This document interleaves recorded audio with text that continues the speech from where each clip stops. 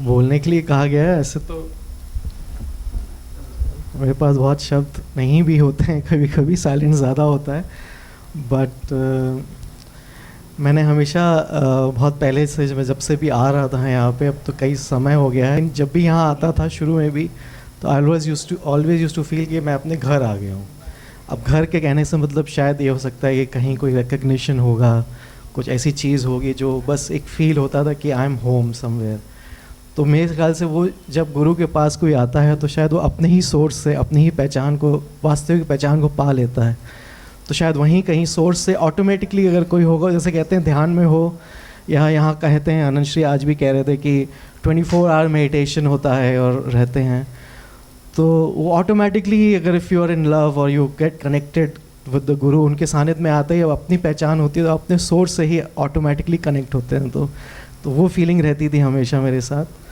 और मैंने जब ये रहा तो मैंने हमेशा, I always used to tell Anant Shri also कि this place is like an oasis in a desert. मतलब डेजर्ट हम लोग सब वर्ल्ड अगर ऐसे देखें तो सब अपने अपने कहीं टूटे, अपने ईगो अपने सेंटर में कहीं ना कहीं भटक रहे हैं, कहीं किसी के सीकर के पास प्यास है लेकिन उसको रास्ता नहीं मिल रहा है या कुछ नहीं है। तो but this is the place where वो सीकिंग, वो जो था, मैं बहुत पहले से ऐसा बोलता था। And now I am very happy कि जो दूर दूर से भी जितने लोग हैं with the help of the YouTube लोग सुन रहे हैं, and they are again coming back. And मुझे लगता था इस सदी में कहीं पे एक गैप आ गया था। After Osho and JK there was certain kind of a gap, एक ग्राउंडेडनेस स्पिरिचुअलिटी की जा रही थी। बट इतने सालों में अब मैं ये देख रहा हूँ कि वापस जो है विद द हेल्प ऑफ अनंत श्री, उनके होने से वो प्रेजेंस फिर से आ रही है।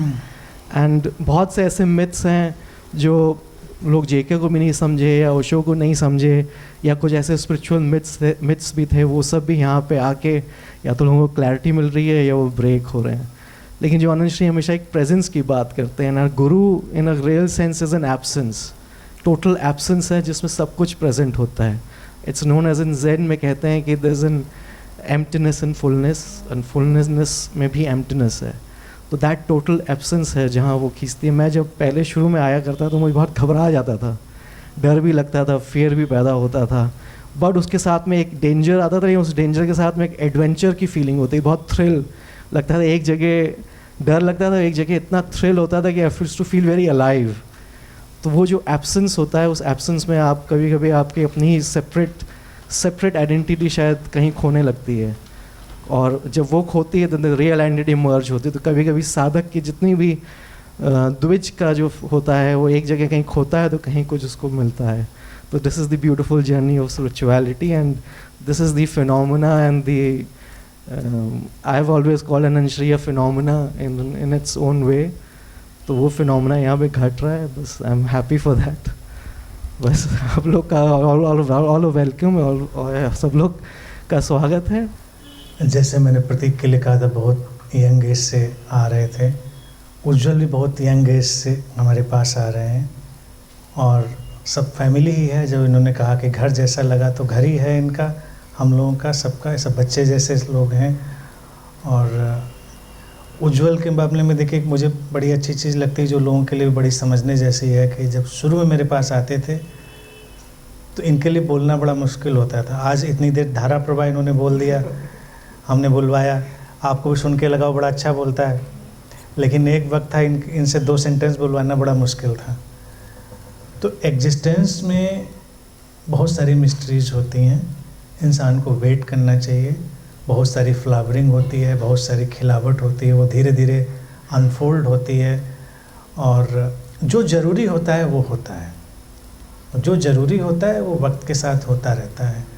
तो लोगों के अंदर ये फ्लावरिंग आ रही है, ये खिलावट अलग अलग फॉर्म में, ये फ्रेगरेंस, तो in that way I am very happy and satisfied actually.